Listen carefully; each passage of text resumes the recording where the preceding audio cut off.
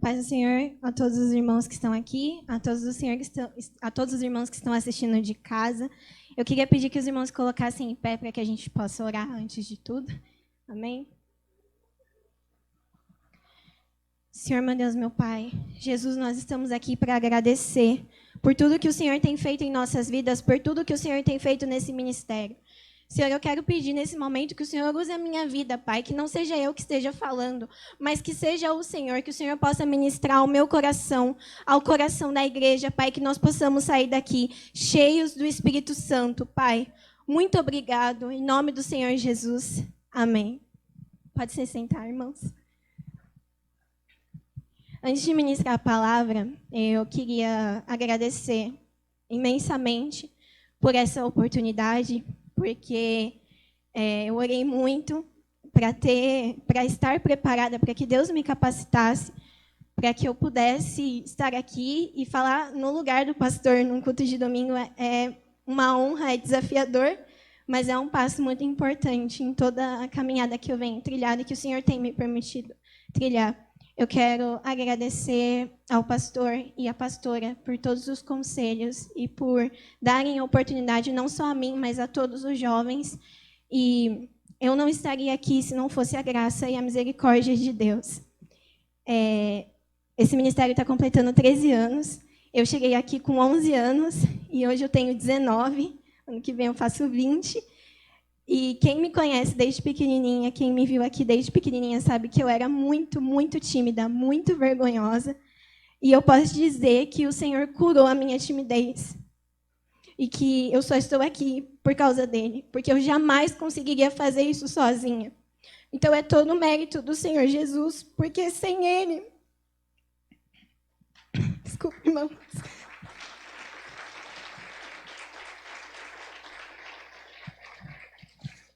Quando o pastor me perguntou se eu queria, eu chorei, de fato. Eu fiquei muito emocionada e muito grata a Deus por tudo que Ele tem feito na minha vida. Eu sou muito grata a esse ministério. Foi aqui que eu conheci a Jesus, foi aqui que eu aprendi coisas que eu vou levar para a vida.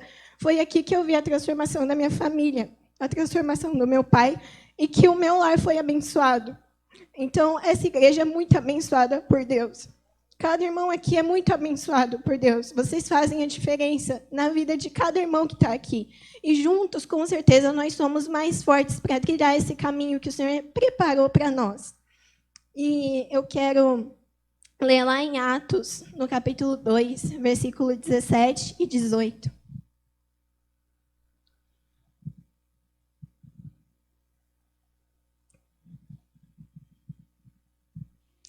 Diz assim: é isto que eu vou fazer nos últimos dias, diz Deus.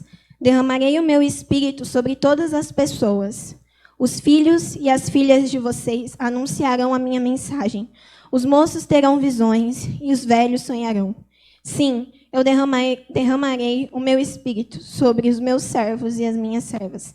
E naqueles dias eles também anunciarão a minha mensagem. Há 2 semanas atrás, quando o pastor me falou que eu teria essa oportunidade, eu pensei muito em o que trazer para a igreja. E quando o pastor disse que o tema do ano que vem seria sobre avivamento, o Senhor ministrou muito forte ao meu coração sobre o avivamento que Ele quer trazer à nossa igreja, que Ele quer trazer para o povo dele. Então, o que é esse avivamento? É a manifestação da presença de Deus no coração de seu povo. O nosso Deus é grandioso, o nosso Deus é grande, Ele é poderoso para fazer grandes coisas. E eu fiquei refletindo, por quê?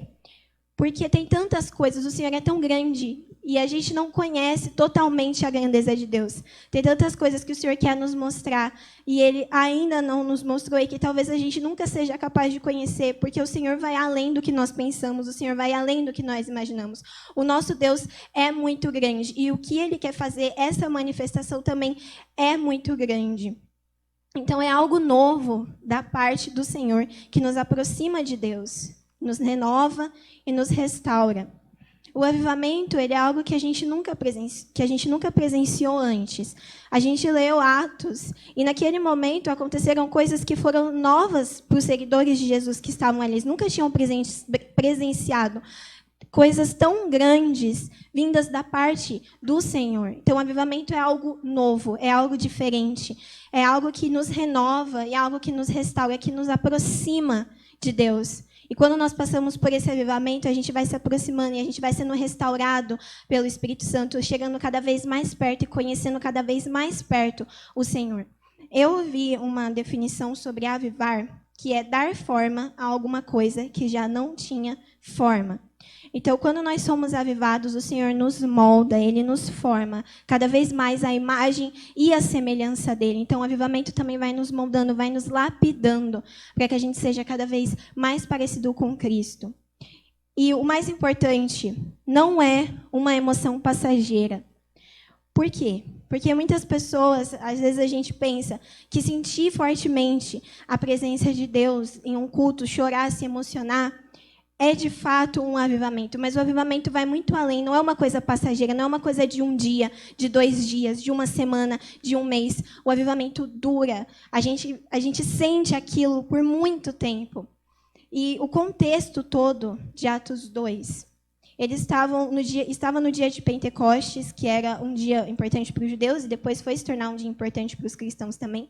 E todos os seguidores de Jesus estavam reunidos. E aí o Espírito Santo recaiu sobre eles, o Senhor enviou o Espírito Santo, e algo novo, como eu disse, algo novo, diferente, que eles não tinham sentido antes, que eles não tinham visto antes, começou a acontecer.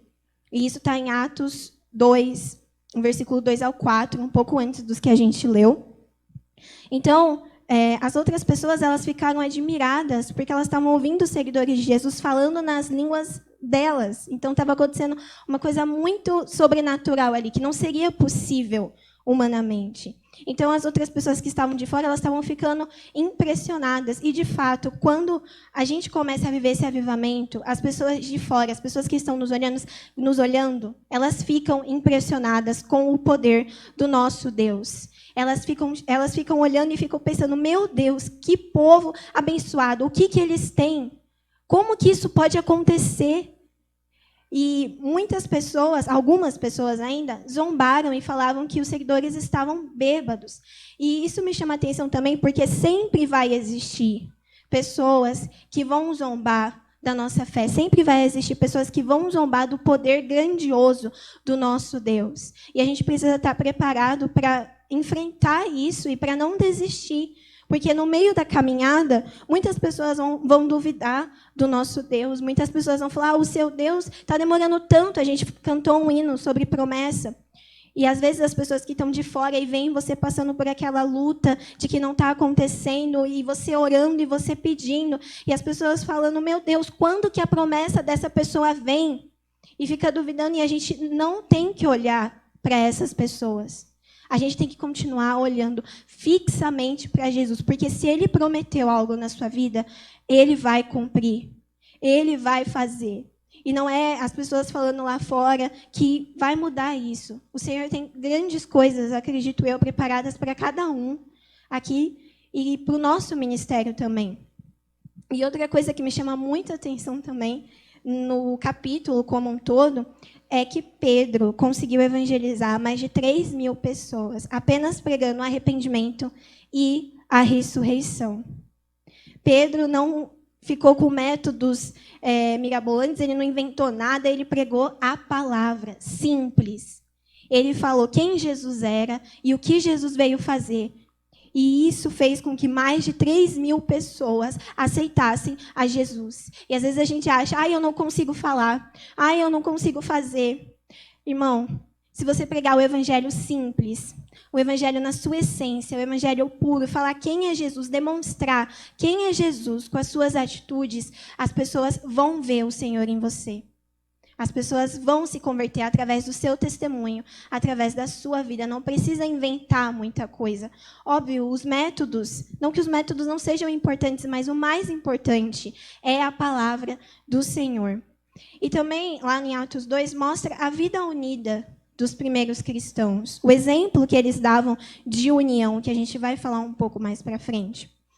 E quais que são as características de um avivamento? E a gente pode observar nesses versículos que nós lemos inicialmente. É para todas as pessoas. Lá em Gálatas 3, do 26 ao 28, diz: desse modo, não existe diferença entre judeus e não-judeus, entre escravos e pessoas livres, entre homens e mulheres. Todos vocês são um só, por estarem unidos com Cristo Jesus. O Senhor quer derramar o avivamento na vida de todas as pessoas que acreditam em seu nome e que querem receber esse poder, que querem ter essa manifestação. O Senhor não faz acepção de pessoas. Ele não escolhe as pessoas pelo que o mundo acha que elas são. Ele escolhe as pessoas para usar elas. Ele escolhe as pessoas para um propósito determinado. Na quarta-feira, a irmã que pregou, ela falou que o Senhor gosta de pegar pessoas erradas. Então, muitas vezes a gente acha que aquela pessoa é tão pequena e a gente olha e acha que o poder de Deus não pode se manifestar na vida dela. E o Senhor diz ao contrário. E a gente pode ver todos, a maioria, se não todos, as pessoas que fizeram a diferença na Bíblia.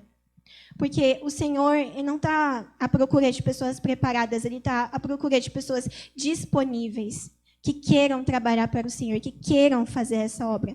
Então, o avivamento é para todas as pessoas, porque lá ele diz: derramarei o meu espírito sobre todas as pessoas, sem exceção. Segundo, não para na geração que começou. Mateus 28, 18 e 19 diz: Deus me deu todo o poder no céu e na terra. Portanto, vão a todos os povos do mundo e façam com que sejam meus seguidores, batizando esses seguidores em nome do Pai, do Filho e do Espírito Santo. Promessas passam de geração em geração, elas não acabam em nós. Então, a promessa que o Senhor tem para fazer na sua vida, o seu filho vai colher. O que a gente está plantando aqui agora, essas crianças, nós fomos, eu e todos os jovens dessa casa, nós fomos uma sementinha que alguém plantou, que alguém falou, e hoje nós estamos sendo usados pelo Senhor. E às vezes você fala uma palavra para alguém, para uma criança, e você acha que ela não entende, e no futuro ela vai pegar dessa palavra, disso que você falou para ela, e ela vai ser usada pelo Senhor. Então, a promessa que o Senhor tem, um avivamento, ele não acaba em nós. Passa de geração em geração. Então, Jesus não deixou que seus ensinamentos fossem com ele para o Pai. Os discípulos continuaram e a igreja precisa continuar esse serviço. A mensagem não acabou com Jesus e a mensagem também não acabou com os discípulos. E muitas pessoas acham que acabou com os discípulos, com quem fez na Bíblia. Mas não acabou. A igreja precisa continuar a proclamar a grandeza e a bondade e o amor do nosso Deus. E será que a gente tem feito o suficiente para impactar e influenciar as gerações? Será que a gente tem se dedicado a entender que nós precisamos deixar um legado, deixar discípulos? O que você faz muitas vezes na igreja, se você ensinar outra pessoa, essa pessoa pode fazer futuramente quando você não estiver mais aqui. Então, é importante que a gente sempre tenha em mente, até quando a gente acha que nós não influenciamos as pessoas, nós influenciamos com as nossas ações em pequenas coisas. Às vezes, no jeito de você se portar dentro da igreja, fazendo as coisas, as pessoas olham e falam: essa pessoa é de Deus, eu quero ter isso que essa pessoa tem. E você está influenciando para que a pessoa busque ao Senhor também. Então, Deus chama pessoas para influenciar a longo prazo. Então, o Senhor chama para que a gente influencie os nossos filhos, que vão influenciar os nossos netos, para que a gente influencie as crianças da igreja, que vão influenciar os seus filhos. E aí todas as pessoas vão conhecer esse Deus. Então, os dons e o poder de Deus se manifestam em pessoas de todas as idades. Os moços terão visões e os velhos sonharão. Tá no versículo que nós lemos lá em Atos 2, no 17 e no 18. Não podemos duvidar de uma pessoa muito velha ou muito nova de ser usada por Deus. Uma criança pode ser usada por Deus. Uma pessoa que a gente não dá nada, que às vezes senta no fundo da igreja, ela pode ser usada por Deus. Às vezes o irmão vem aqui, ele não canta tão bem com técnica e tal, mas só o fato de ele querer ser usado pelo Senhor, as pessoas já sentem o Espírito Santo. Você não precisa, como eu disse, não precisa de todas as técnicas, só precisa ter disponibilidade para ser usado pelo Senhor. Então, em 1 Coríntios 1, 27, diz: Deus escolheu aquilo que o mundo acha que é loucura para envergonhar os sábios. Então, Deus realmente gosta de pegar pessoas erradas, pessoas que o mundo olha, que muitas vezes a própria igreja olha e não dá nada, e acha que a pessoa não pode ser usada, e acha que a pessoa não é capaz. E o Senhor faz uma obra na vida dela e mostra que não é a pessoa, mas que é o Espírito Santo de Deus trabalhando na vida da pessoa. Então, quem você menos espera pode ser instrumento de Deus na sua vida. Então, fique alerta a cada palavra que muitas vezes você fala e você não dá importância, e você é usado pelo Senhor e ensina outras pessoas. Então, a gente precisa ficar alerta, porque o Senhor está falando o tempo todo com a sua igreja, o Senhor está falando o tempo todo com cada um de nós, desde as coisas bem pequenas do nosso dia a dia, até o momento que nós chegamos na igreja. O Senhor está falando, e eu creio que o Senhor está falando nesse momento também, comigo e com a igreja. Quarto, coisas sobrenaturais acontecem, o poder de Deus é experimentado.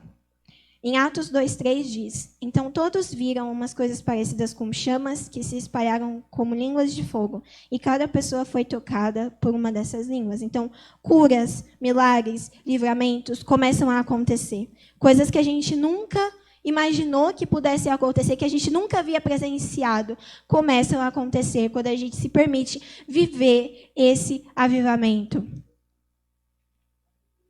Que nós possamos ansiar por esse poder do Senhor, por essa manifestação do Espírito Santo, porque, como a Duda disse, coisas novas estão por vir. A gente fez o congresso esse ano, foi rumo ao novo, e eu creio que nós temos caminhado para um novo. Cada dia mais a gente tem experimentado coisas maravilhosas do Senhor, testemunhos. Na quarta-feira a gente tem visto testemunhos aqui, grandes testemunhos que o Senhor tem feito na vida de cada irmão. Então nós temos experimentado o novo. Talvez a gente não chegou ainda nem na metade do que o Senhor preparou para nós, mas a gente já tem vivido isso que o Senhor deseja que nós vivemos.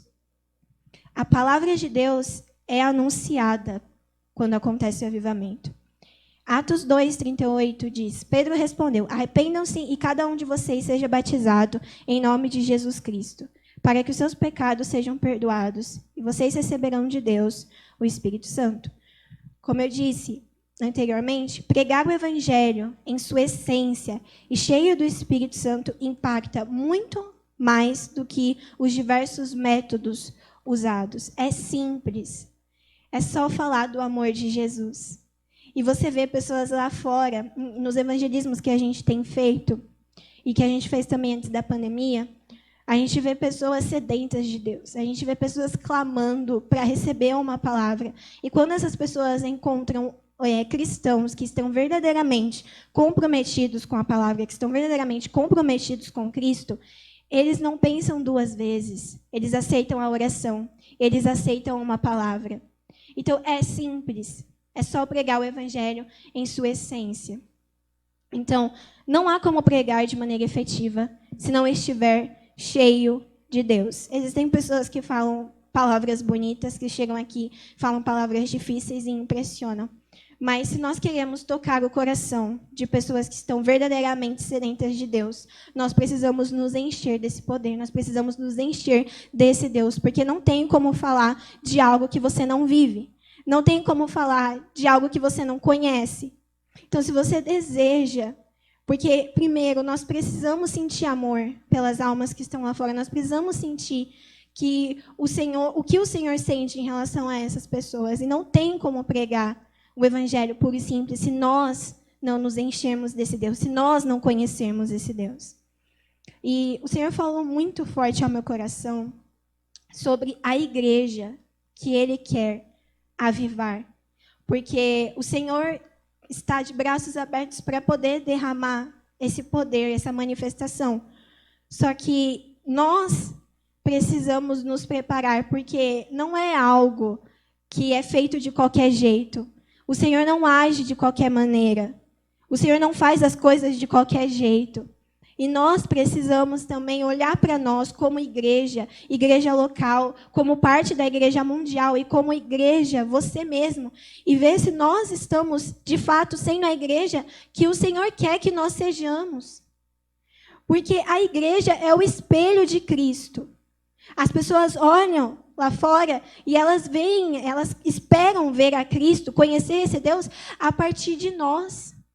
Porque nós estamos representando o Senhor aqui. Então, primeiro, o Senhor quer avivar uma igreja humilde. Filipenses 2:3 diz: não façam nada por interesse pessoal ou por desejos tolos de receber elogios, mas sejam humildes e considerem os outros superiores a vocês. Precisamos servir uns aos outros. Paulo era um grande líder e se denominava o pior entre os pecadores. A gente olha para Paulo e a gente admira Paulo, mas tem um versículo que ele fala que dentre os pecadores ele é o pior. E ele era Paulo. A gente estava falando no EBD esses dias. Se Paulo se denominava o pior dos pecadores e foi tão usado assim, quem somos nós? Sabe? Nós precisamos ser humildes, porque o nosso Senhor Jesus era humilde. Ele deu um exemplo de humildade lá em João 13:13, que diz: se eu, o Senhor e o Mestre, lavei os pés de vocês, então vocês devem lavar os pés uns dos outros. Nós precisamos dessa humildade, nós precisamos pedir a Cristo que nos dê humildade. Então, estar à frente de um ministério, ir à igreja com mais frequência, estar na igreja há mais tempo, não te torna melhor e nem mais santo. Se você tem um dom, se nós temos um dom de pregar, de cantar, de estar à frente de um ministério, é por conta do Senhor. É por causa de Jesus. Porque Ele que nos dá a ferramenta para que nós somos instrumentos nas mãos dele. E muitas vezes os elogios, eles podem ser o pior veneno para alguém. Porque as pessoas ficam tão cheias de si mesmas, ficam tão cheias de ego, que elas esquecem de exaltar e glorificar quem deu a elas o poder para fazer o que elas fazem, para curar, para pregar, para tocar os corações através da música, através da pregação. Nós precisamos nos despir de todo o orgulho e precisamos pedir para que o Senhor coloque humildade nos nossos corações. Então, o Senhor quer avivar uma igreja unida.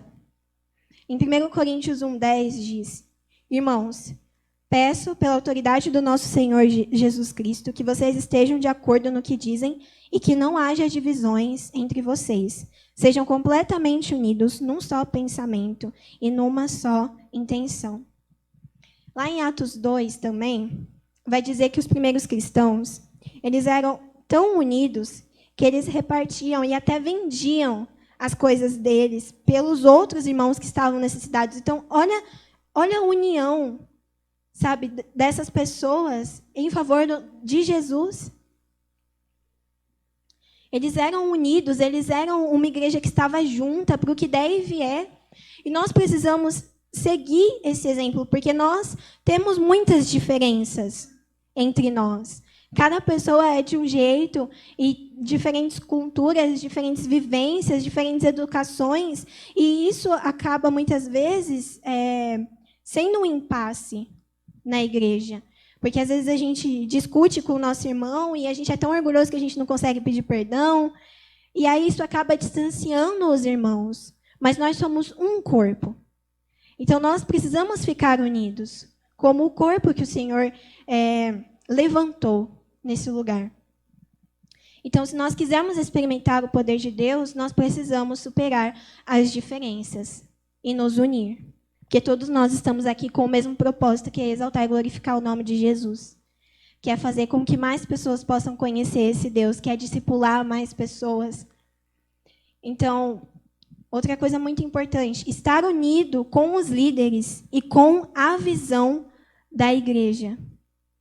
Nós precisamos estar junto com o pastor. Nós precisamos estar junto com os nossos líderes de ministério e, principalmente, alinhado com a visão que o Senhor colocou para esse ministério.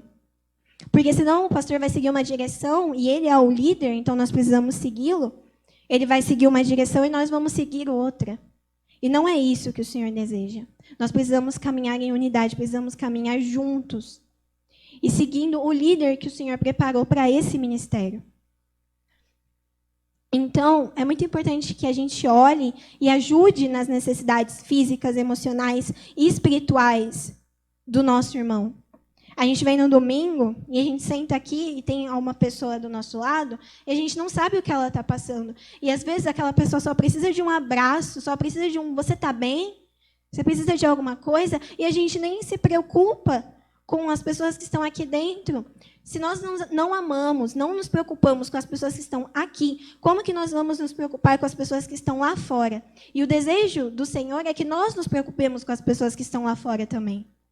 E isso não é possível se a gente não ama, se a gente não ajuda, se a gente pode, nas necessidades dos nossos irmãos. Às vezes com uma palavra, às vezes com um abraço, com coisas pequenas que a gente vai fazendo e que pode mudar a situação do nosso irmão, que pode alegrar o nosso irmão.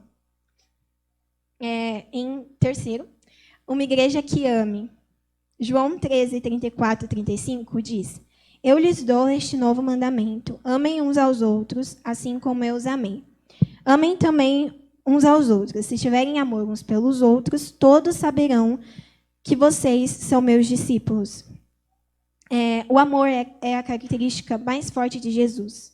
Logo, precisa ser a nossa também. O Senhor disse que quando nós amamos uns aos outros, todo mundo vai saber que nós somos seguidores de Cristo. O Senhor não disse, se vistam de tal jeito e todo mundo vai saber que vocês são seguidores de Cristo. Falem de tal jeito e todo mundo vai saber que vocês são seguidores de Cristo. Não, ele falou, amem. Então, o amor é a característica mais forte do Senhor. E como nós somos seguidores e nós queremos ser a imagem e semelhança dele, precisa ser a nossa característica mais marcante também. Como eu disse, é preciso se sensibilizar com as almas perdidas, com as pessoas que estão lá fora. E o amor, muitas vezes, se manifesta em coisas pequenas. Como eu disse, às vezes numa palavra, um folheto que você entrega, que aqui na igreja tem um monte, que diz várias mensagens curtas e que muitas vezes as pessoas leem de fato. E às vezes isso marca a pessoa. E você pode ser o início de uma conversão, de uma alma que o Senhor vai usar para fazer grandes coisas. Eu lembro de um pastor evangelista, ele já não está mais aqui, mas ele evangelizava com ações pequenas, com um folheto Jesus falou, está falado, só a mensagem de Jesus. E eu acredito que muitas pessoas se converteram a partir deste folheto. Então, olha, são coisas pequenas, palavras muitas vezes curtas, que podem mudar uma vida. Então, o avivamento precisa começar em nós, e não permanecer em nós. Tudo que nós estamos vivenciando aqui, o poder, os milagres, as curas, os testemunhos, os livramentos, nós precisamos passar para outras pessoas para que essas pessoas conheçam ao Senhor. E essa é a igreja que o Senhor quer, que o Senhor deseja. Uma igreja que não fique só entre quatro paredes, mas que saia disso. E que cada um possa ser parte, possa ser igreja onde estiver. Em quarto, uma igreja que busque. 2 Crônicas 7,14 diz: Então, se o meu povo, que pertence somente a mim, se arrepender, abandonar os seus pecados e orar a mim, eu os ouvirei do céu, perdoarei os seus pecados e farei o país progredir. Então, não tem como receber a manifestação de Deus se não estiver disposto a limpar o coração. E isso tem que ser diário. Nós precisamos nos despir de todo o nosso ego, de todos os nossos pecados, de tudo que nos afasta do Senhor.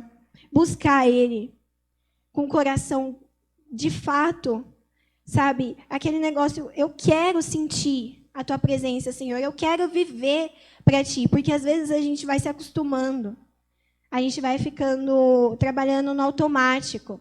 Eu venho na igreja, eu sento, eu assisto o culto, eu participo dos ministérios, mas você não vive, você não aprende, a gente não aprende com o Senhor. E quando a gente começa a viver no automático, as coisas começam a se tornar preocupantes, porque o Senhor não quer isso. O Senhor quer que a gente aprenda com Ele. Cada dia mais. O Senhor quer te ensinar coisas no dia a dia, no seu trabalho, aonde você estiver. Tem algo do Senhor para aprender. E a gente precisa estar disposto a aprender o que o Senhor quer nos ensinar. A gente precisa estar disposto a buscar e a nos autoanalisar. Porque muitas vezes a gente esquece de fazer isso. A gente começa a pecar também no automático, a gente não percebe a gravidade disso. Então, nós precisamos buscar o Senhor com todo o nosso coração. O arrependimento precisa ser diário. Deuteronômio 6:5 diz: ame o Senhor, o seu Deus, de todo o seu coração, de toda a sua alma e de todas as suas forças. Então, não é um amor pequenininho que a gente faz aqui e tal. Não.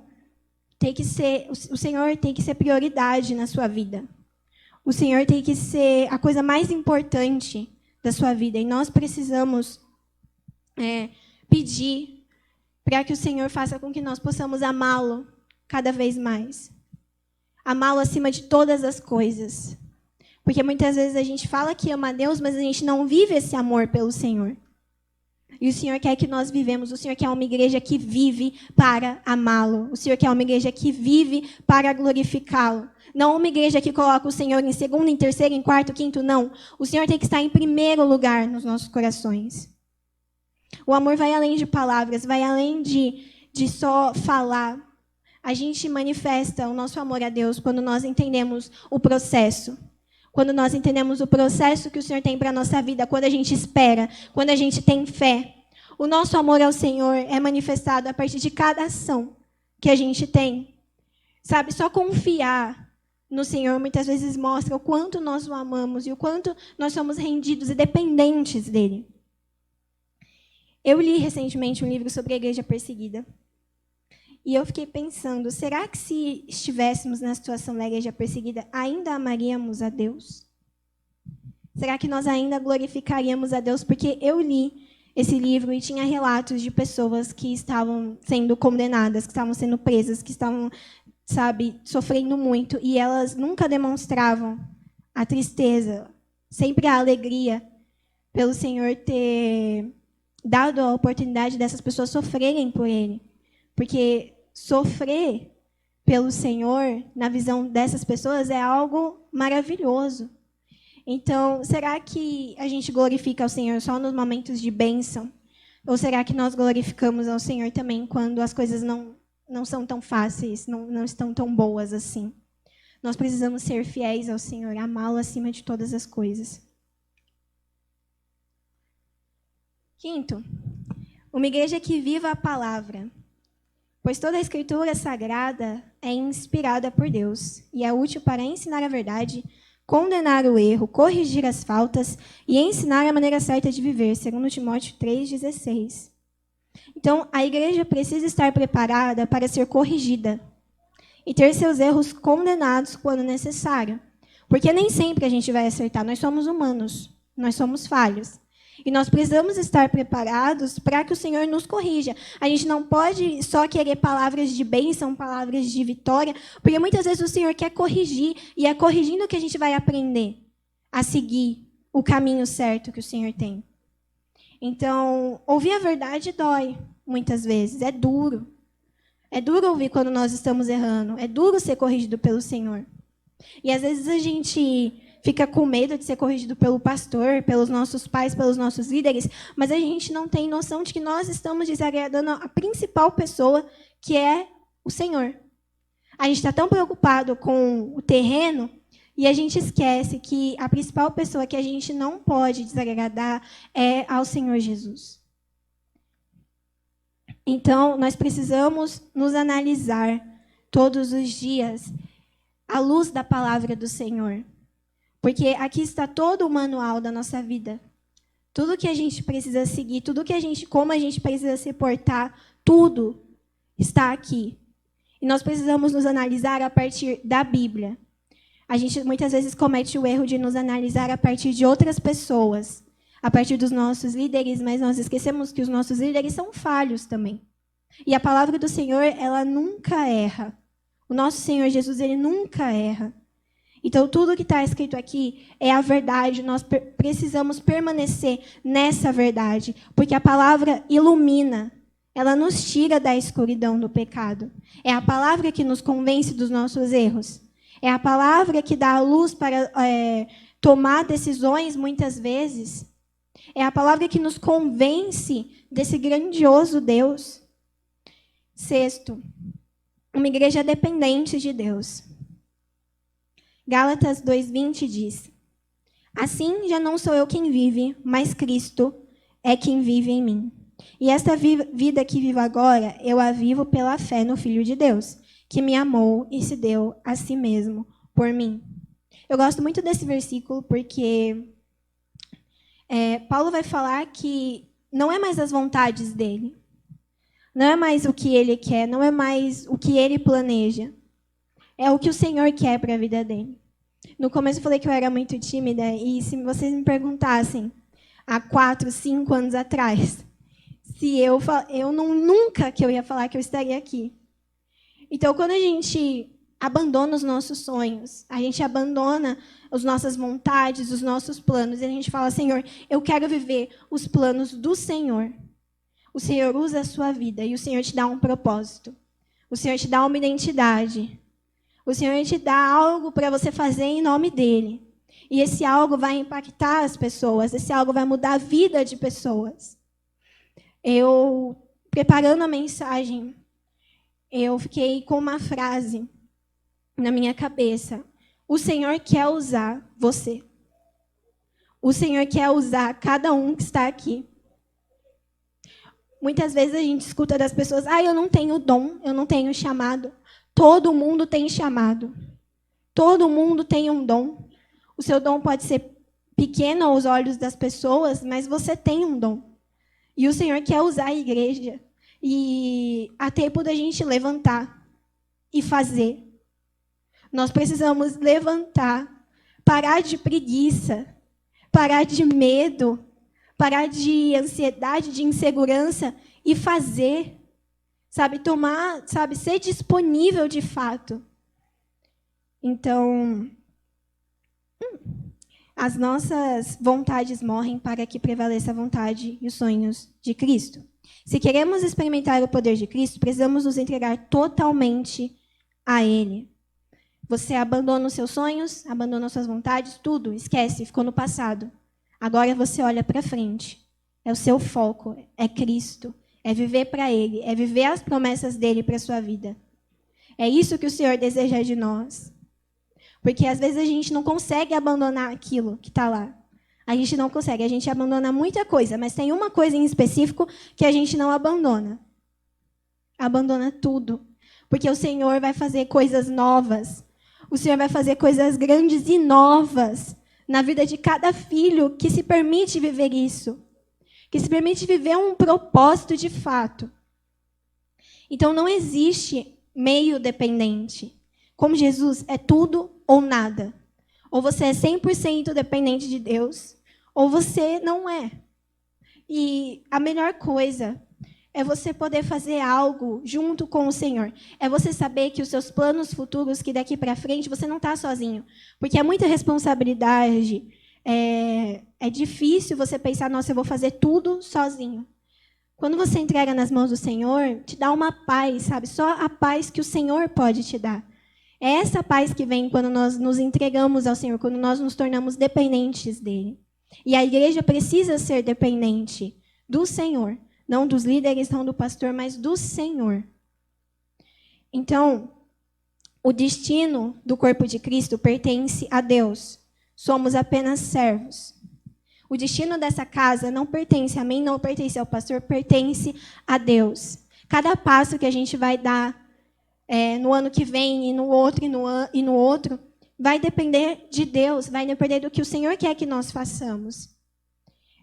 Sétimo, uma igreja disponível para usar seus dons e atender ao chamado. Romanos 12, 7 e 8. Se é o dom de servir, então devemos servir. Se é o dom de ensinar, então ensinemos. Se é o dom de animar os outros, então animemos. Precisamos fazer algo para o reino, pois vamos dar conta. E como que nós vamos chegar de mãos vazias, nos apresentando a Deus? Será que nós estamos fazendo algo para o Senhor, de fato? Será que nós nos estamos permitindo viver o que o Senhor tem para a nossa vida? Então, queira ser o que Deus te chamou para ser. Porque se você for o que Deus te chamou para ser, você vai tocar as pessoas certas. Você vai mudar a vida de pessoas certas. Você vai ser usado da maneira certa. Davi não conseguiu nem andar com a armadura de Saul, porque ele era pastor, não soldado. Então, muitas vezes a gente quer o dom de outra pessoa, mas o Senhor tem algo especial para você. O Senhor quer te usar de uma maneira única, e Ele usa cada um de uma maneira única. Não é melhor, não é pior, mas é para a obra e para a honra dEle. E é isso que o Senhor quer fazer com todos que estão aqui. Quer usar cada um da maneira que Ele quer, não que nós queremos. Então, o Senhor deseja mais de nós do que apenas assistir às reuniões e ir embora. Nós precisamos fazer algo, precisamos começar a trabalhar como igreja, a se posicionar como igreja. Sabe, eu falava de dons com os adolescentes há uns tempos atrás, e a gente falou para eles assim, se vocês não sabem qual é o dom de vocês, tenta, vai, entra no coral, canta para ver se é isso que o Senhor quer da sua vida, pede uma oportunidade para o pastor, vai tentando, e uma hora você vai descobrir, de fato, o que o Senhor te chamou para fazer. Mas a gente precisa dar o primeiro passo, porque senão a gente não vai adiante. Eu lembro que a primeira vez que eu falei foi numa EBD. E a pastora, toda vez, ela perguntava, quem quer falar? Porque a gente vinha aqui na frente e cada um falava o resumo da aula. E ela perguntou, e teve um dia que eu falei, eu vou levantar a mão. Assim, muito nervosa, nunca tinha falado. Nas 2 vezes que eu falei, deu muito errado. Então, eu estava muito nervosa. E aí, eu não pensei 2 vezes, eu levantei e falei, Senhor, agora ou nunca? Levantei a minha mão e falei. E aí, desde aquele dia, o Senhor tem me proporcionado ser usada por Ele. Então, nós precisamos dar o primeiro passo, porque o Senhor não vai nos pegar pela mão, de fato, e nos colocar assim, não, você vai fazer isso. A gente precisa também ir atrás. Então, não menospreze o seu dom só porque ele não é tão visível. Porque, assim, ver as pessoas pregando, cantando, sabe? Muita gente quer, de fato, estar aqui. Mas, às vezes, existem coisas que as pessoas não veem. Oração. Oração é o exemplo. Ministério de oração. Quantas pessoas fazem parte do ministério de oração? Não só aqui, mas em outras igrejas. Muitas pessoas, poucas pessoas, na verdade, querem esse ministério. Porque não é algo que é visto. Não é algo que as pessoas olham. E não é isso que importa. Não é o que as pessoas estão olhando, o que elas estão vendo. Você está fazendo para o Senhor, nós estamos fazendo para o Senhor. Nós precisamos estar preocupados se o Senhor está gostando, está aprovando e está nos abençoando. Então, muitas pessoas falam, mas eu não consigo, não sei, não estou preparado. Como eu disse, Deus quer pessoas disponíveis. Ele vai preparar, Ele vai capacitar. Nós precisamos dar o primeiro passo, porque nós não nos capacitamos. É o Senhor que nos capacita. É o Senhor que nos prepara. Ele fez isso com todos os grandes heróis que estão na Bíblia. Ele capacitou. Ele colocou. Não foi a pessoa que já estava preparada, que já sabia o que fazer. Então, só dê o primeiro passo nessa noite. Queira ser usado pelo Senhor. Queira viver coisas grandiosas. Sabe? Queira exercer o seu dom. Lá em Êxodo 4:10. Ó Senhor, eu nunca tive facilidade para falar, nem antes nem agora, depois que começaste a falar comigo. Quando começo a falar, eu sempre me atrapalho. Então, depois desse versículo, Deus fala que vai ajudar Moisés. Ele resiste, mas acaba indo, e ele se torna um grande líder e libertador de Israel. A pessoa que falou que não conseguia falar se tornou um líder e um libertador. Às vezes a gente fala, eu não consigo, eu não posso, sabe? É a minha fraqueza, é o meu ponto fraco. O Senhor pega o seu ponto fraco nessa noite e Ele transforma no instrumento de honra para o nome dEle. Ele pega o que você acha que não vale nada, o que você acha que você não consegue fazer, o que você acha que já está, sabe, destruído, e Ele vai transformar isso num instrumento para que as pessoas possam glorificar o nome do Senhor, para que você seja usado, para que você seja um vaso de fato nas mãos dEle, que você seja um instrumento. Então Deus escolheu Moisés para mostrar que o dom, o chamado, pertence a Deus.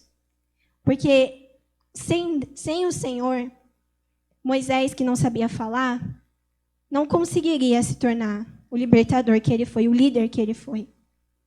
E é isso que o Senhor quer fazer. E isso serve de testemunho também para a vida das pessoas. Quando você declara que o Senhor te transformou, que o Senhor te usou de uma maneira diferente, isso encoraja outras pessoas também a quererem ser usadas pelo Senhor de uma maneira diferente. E isso impacta a vida das pessoas. Em 8º, uma igreja ousada e corajosa. Em Mateus 14, 29, diz: Pedro saiu do barco e começou a andar em cima da água, em direção a Jesus. Pedro não se importou se ele poderia afundar ou não. Ele foi ousado e deu um passo ao desconhecido. Há tempo da gente dar um passo no desconhecido. Aquilo era algo que, acredito que para Pedro, era algo humanamente impossível, você andar sobre as águas. E mesmo assim, ele olha para Jesus e ele vai. E nesse momento ele foi corajoso e foi ousado. E nós precisamos ser corajosos. Porque assim como Jesus estava lá para Pedro, Jesus está aqui para nós. E nós precisamos olhar somente para Jesus, não para o mar que está embaixo de nós, mas olhar para Jesus. Porque quando nós olhamos para Jesus, não tem medo, não tem ansiedade, não tem insegurança que nos derrube. A gente vai em frente. Ele não começou a afundar porque Jesus não estava ali, mas por causa do medo. O medo é algo assim que muitas vezes destrói o chamado das pessoas, muitas vezes destrói o dom das pessoas, porque você se sente tão incapaz e muitas vezes a gente não consegue nem olhar para Jesus e a gente acaba afundando, porque a gente olha ao redor, a gente perde a direção. Irmãos, que nessa noite a gente possa olhar apenas para Jesus, que a gente não perca a direção, que a gente não olhe para o lado, que a gente não olhe para trás, para o passado, para as coisas que foram, para as coisas que já passaram, mas que a gente olhe sempre para frente, para o que está por vir. Nós precisamos, porque o nosso Senhor não é um Deus de passado, Ele é um Deus de futuro, um Deus do presente. Então a gente não precisa ficar remoendo as coisas que já passaram, que já foram. A gente precisa focar no futuro, no que o Senhor nos reserva. Então não tenha medo de sair da zona de conforto se Jesus está no seu barco. Porque sair da zona de conforto assusta. Você fica nervoso, você fica com medo, vou fazer uma coisa que eu nunca fiz, vou me arriscar. E esse nervosismo, um pouco de nervosismo, é normal. Mas quando a gente entende que Jesus está no barco e que é Ele que vai conosco, tudo se acalma. As águas se acalmam, a gente fica mais calmo. Então, nós não precisamos ter medo se nós estamos com Jesus. Nós não precisamos ter medo se o nosso Senhor está olhando por nós, está conosco. Como eu disse, a gente fez o congresso de missões e o tema foi Rumo ao Novo. E eu fiquei pensando, como viver esse novo? E o Senhor foi ministrando no meu coração, no versículo que nós usamos para fazer o congresso, em Hebreus 11, mas um pouco mais adiante, do 8 até o 10. Foi pela fé que Abraão, ao ser chamado por Deus, obedeceu e saiu para uma terra que Deus lhe prometeu dar. Ele deixou seu próprio país sem saber para onde ia. Pela fé, ele morou como estrangeiro na terra que Deus lhe havia prometido. Viveu em barracas com Isaac e Jacó, que também receberam a mesma promessa de Deus. Porque Abraão esperava a cidade que Deus planejou e construiu, a cidade que tem alicerces que não podem ser destruídos. Para viver esse novo, porque, como eu disse, o avivamento é algo novo, nós precisamos ter fé para acreditar na promessa. Nós precisamos ter fé para acreditar na promessa para esse ministério, para acreditar na promessa para a nossa vida. Porque sem fé a gente não pode agradar a Deus. Nós precisamos permanecer. Mesmo que as coisas fiquem difíceis, porque nessa pandemia foi muito difícil. Foi muito difícil passar, em termos, falando da igreja, foi muito difícil para nós. Nós perdemos alguns irmãos, havia reuniões que não vinha quase ninguém. E a fé que o pastor teve de continuar, de vir mesmo quando só ele vinha, de persistir, de ter perseverança, nós precisamos ter essa fé. Nós precisamos estar juntos, como eu disse, unidos em momentos bons e em momentos ruins. Então nós temos que ter fé das promessas de Deus para esse ministério. Obedecer a Deus, indo onde Ele mandar. Para viver o novo, a gente precisa obedecer. Obedecer o que o Senhor tem para fazer, obedecer o que o Senhor está nos instruindo. Porque senão, a gente vai em qualquer outra direção, menos na direção que o Senhor está planejando. E quando a gente se submete à voz do Espírito Santo, ouve o que o Senhor tem para falar e segue, a gente vai no caminho certo e a gente vai colher bons frutos. Nós precisamos respeitar o processo para viver o novo de Deus. Porque tudo tem um processo. E muitas vezes o processo é doloroso, é difícil. E para essa casa também foi difícil. Mas nós perseveramos. Nós estamos aqui. Depois de 1 ano, quase 2 anos, nós estamos aqui. Nós podemos dizer que nós vencemos esse tempo difícil. Nós podemos dizer que juntos nós conseguimos. E a gente vai ir adiante. Porque nós respeitamos o que o Senhor tinha.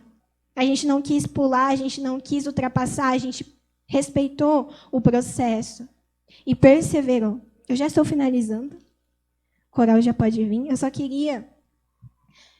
Eu peguei esse versículo em 2 Coríntios 7, 14. E aí, quando eu estava lendo, me tocou muito o 15 e o 16. Eu comecei a chorar. Porque eu falei para o Senhor, é essa palavra profética que o Senhor quer que eu fale? E eu quero deixar essa palavra para toda a igreja que está em 2 Crônicas 7, no 15 e 16. E disse, escutarei com atenção as orações que forem feitas neste templo, pois é o templo que escolhi e separei para ser o lugar onde deverei ser adorado para sempre. Eu tomarei conta dele e sempre o protegerei. O Senhor tem escutado as orações feitas nessa casa. E o Senhor vai escutar todas as orações, vai continuar escutando. Porque o Senhor escolheu este lugar e separou este lugar para que o Senhor possa ser adorado e para que, através deste lugar, vidas sejam tocadas. O Senhor tem escutado cada clamor de cada pessoa dessa casa. E pode ter certeza que essa casa é muito especial. E o Senhor vai proteger esse lugar. Em tempos bons, em tempos ruins, o Senhor vai continuar tomando conta. Como sempre tomou, como tomou desde o início. Então, a gente não pode perder a esperança. Nós não somos uma casa grande, nós não somos uma casa com mais de 1000 membros, mas nós temos algo muito importante. E muito maior do que a quantidade de pessoas. Nós pregamos a palavra verdadeira pregada nesse lugar. E a gente precisa continuar adorando ao Senhor de forma verdadeira. Porque o Senhor habita aqui. O Senhor habita em cada irmão, em cada ministério. Eu quero pedir para que os irmãos se colocassem de pé, para que a gente possa orar pelos dízimos e pelas ofertas. A gente falou de ser uma igreja que agrada o coração de Deus e ser uma igreja para viver o avivamento. E quando a gente se permite viver esse avivamento, esse algo novo, nós também precisamos entregar e cuidar da casa do Senhor. E dando os dízimos, dando as ofertas, é uma maneira de cuidar, de zelar pela casa do Senhor. Amém?